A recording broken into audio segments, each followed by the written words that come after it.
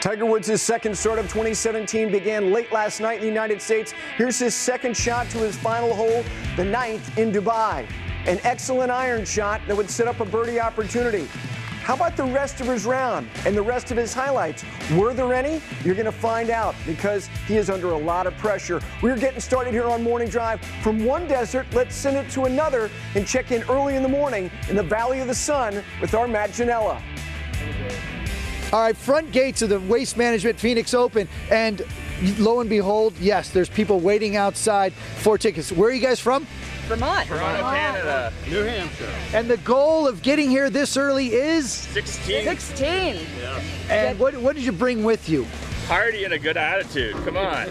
Of course, the guy from Toronto chimes right in. But before all that, what needs to happen, guys?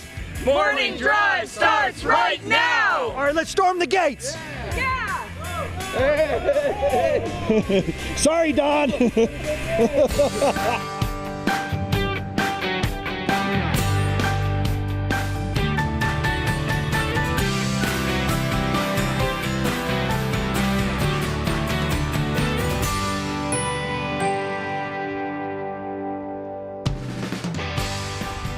And welcome inside Studio AP. Yes, game day for the best players in the world. Hopefully it's a game day for you wherever you may be. There's not a lot of places to play golf. And I hope, most importantly, there wasn't an immediate performance review of that security guard. Not really doing his job exceptionally well. Gary Williams, the players, Paige McKenzie, Robert Dameron. We've got a team out in Scottsdale. And you know what? It's a little nostalgic here today because it was 22 years ago, back on January 19th of 1995, that Golf Channel broadcast its first live golf tournament.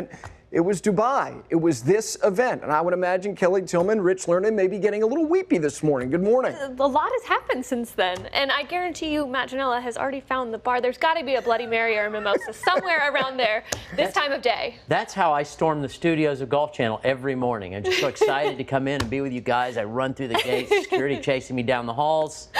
Haven't That caught me actually yet. sounds familiar. No, they have not. Now, we showed you one good shot from Tiger. Let's go back. He started late last night. He was in the morning wave in the Omega Dubai Desert Classic. And Robert, here's his tee shot on his opening hole.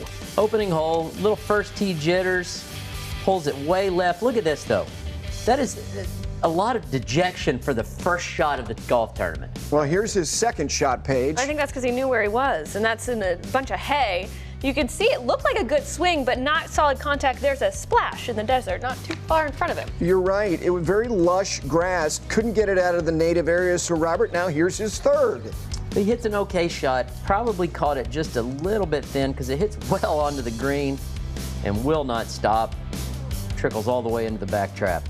Yeah, so, Paige, he's going to have plenty of green to work with, and I know you're going to point something out a little bit later on. Here is his fourth. Yeah, we're going to dive in a little deeper with his bunker play, but just not a good quality shot at all. It was, like you said, a pretty straightforward long bunker shot.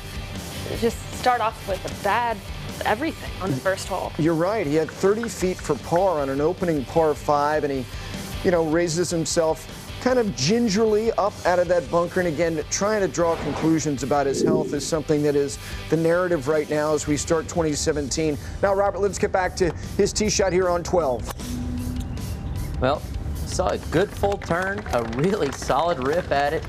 He looks like he likes it. Looks like he likes it, and I'm going to tell you something. As a guy who hates the driver, who's scared to death over driver, I would love that drive. I bet Tiger liked it. I bet he looked like he liked it because he liked it. Now, this is weird. Well, it looks like, okay, well, he's aiming out there. It's going to go, wait, it's going to go right.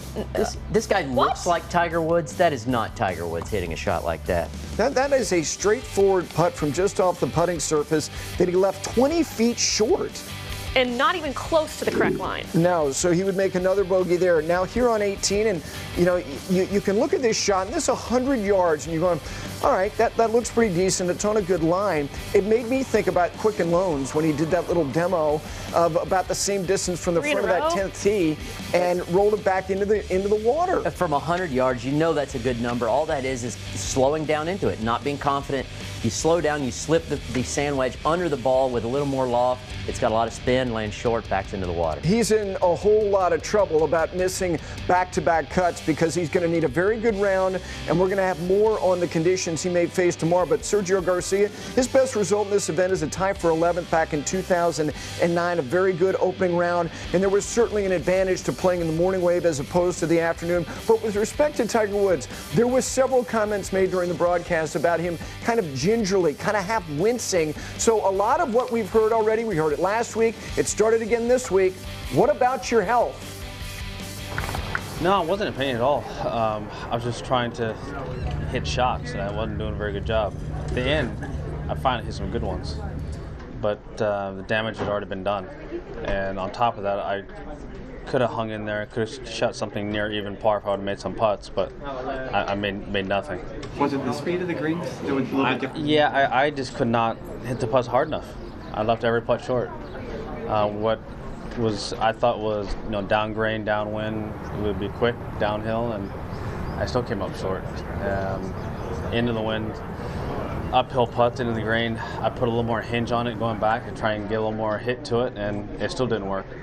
So I'm gonna have to figure something out, maybe more lead tape on it or something, some more weight, do something to try and get some of these putts to the hole.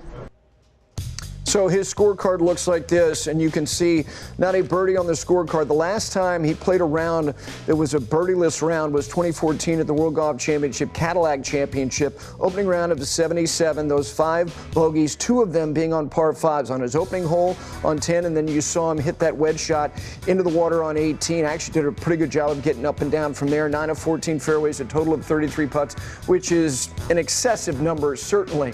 So we know he really put himself in a tough position last week with that opening round out at the Farmers Insurance Open. Now he's behind the 8 ball again. It could be a 2-round week for him in Dubai, traveling 17 hours to get more on that round. We bring in our insider who's over there in Dubai. That is Rex Hoggard. And Rex, for somebody who has seen countless rounds of Tiger Woods, what struck you most about this round of 77? And good morning, good evening. Good morning, good evening. I think it's what you guys just addressed, but I'll just add a little bit to it. The body language, right from the very first hole, number 10, he starts out with a drive that's left of left, and even coming off the tee box, he was kind of slumped shouldered. I asked him specifically after his round if it's difficult for him to stay patient, and I do think it's interesting that he is the only one among a lot of people, the media, the fans, who are taking this from a very patient perspective. He knows this is going to take some time, but certainly he was aggravated. This is his second consecutive week. He's began a tournament with a round of 75 or worse. Of course, he opened last week at Torrey with a 76. Much different story.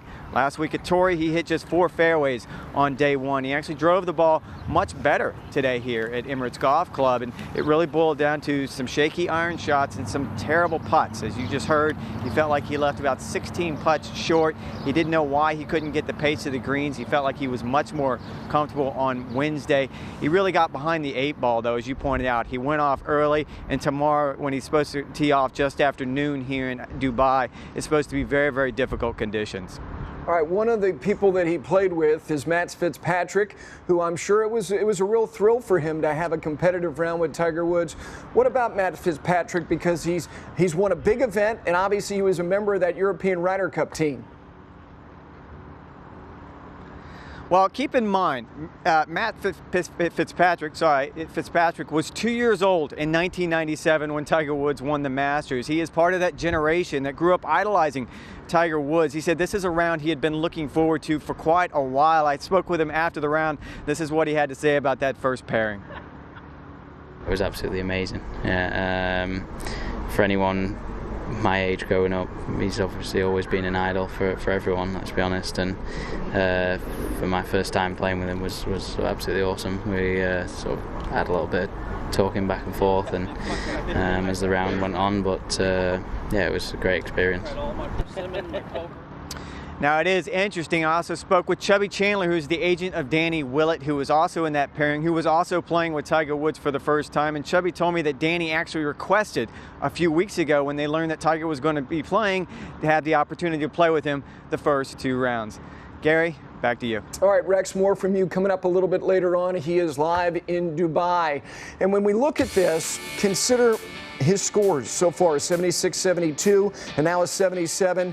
And the weather conditions, if you were watching before we came on the air, it was getting very difficult. It's expected to be very similar to that tomorrow. So the two ends of the draw, at least today, affected. And Robert and Paige, I know we're going to do a little watch and learn. I do want to ask you first, though, his demeanor on the golf course, he's remained pretty upbeat. Do you have something that makes you think as to why he's being that way, Robert? Well, he has to be. He's still competing. Until the day he retires, there's no way he's going to admit, boy, I just don't have it anymore. You're an athlete. You cannot tell yourself, you can't let that doubt, even though it's in there, you can't act like it. You can't allow it to get the best of you until the day you walk away from the game. There's a lot of lying to yourself when you are a professional golfer to get through it and get to the next step so you can continue to improve and be back in the winner's circle. So for Tiger Woods, he's got a long way to go. We saw a couple things, you and I both saw a couple things this week that is very different than what we're used to seeing from Tiger Woods from a body positioning standpoint. So I want to take you through a bunker shot that I saw. And immediately before we roll this, you can see just how narrow this stance is. Not only are the feet narrow, what I find most peculiar is that the knees are narrow. Typically, when you see professional golfers hit bunker shots, their knees are a bit bowed. It provides a lot more stability in a surface. Almost like you're sitting on a horse. Yeah, there's just a lot more bowed knees, I guess. So we'll go ahead and take a look at the shot, and we'll roll from the top down. And the interaction with the sand is, it gets narrower. The narrower your stance are, the steeper you're going to come down on it. The reason why professional golfers have a wide stance and a wide knees is that they like to shallow it out and can catch a longer impact area on a bunker. It gives you more room for error if you're coming in shallower. You don't have to hit the exact spot behind the ball. It gives you a little bit of room for error. Exactly. So it's a peculiar change that we've seen. I saw both at Torrey and this week. It'd be interesting to see if he keeps that technique because it is very different than most professional golfers. Now, Robert, you noticed something different on his putting. I did, actually. We both did. We both agreed. Look at this. As opposed to the old Tiger Woods, which we all have in our memory banks, making every putt he looked at, he really putted bad. And one thing I noticed, if you look at his left shoulder and back, it's a little higher. The angle's not the best, but the brim of his cap is tilted just a little bit this way. What's happened is, if you get that just a little bit different than you normally do, your eye line has changed. It used to be kind of both eyes the same distance from the ground. Now it's changed. What that means is you're seeing the putt completely different. Also, it makes the putt, if you're higher this way, it makes the putter face move more rotationally and up through. That's a great point. If he's hitting you have up less on the time to putt. square it up, and we saw the bad speed. That's from not hitting it solidly. Up too far, high, I'm going to exaggerate, but high left shoulder, you rotate, and it kind of comes up through. And a lot of times those end up short. If you're hitting up on the ball, it can mess with your speed control in putting. So we'll keep an eye on that the remainder of the week, or maybe at least the next round. But for now, let's say good morning to Bailey Mosher. Good morning, Paige. Yes, it is a new Tiger, or rather an old Tiger, 41 years old, a new body, a new swing. So we are all watching what he's doing. It's his second start for 2017, including on social media, on Twitter. Sir Nick Faldo says, it confirmed my thoughts what he saw that 77. Tiger is compensating, quote, trying to swing away from pain. That's not good. His comeback is going to be hard work, and we will all be watching that.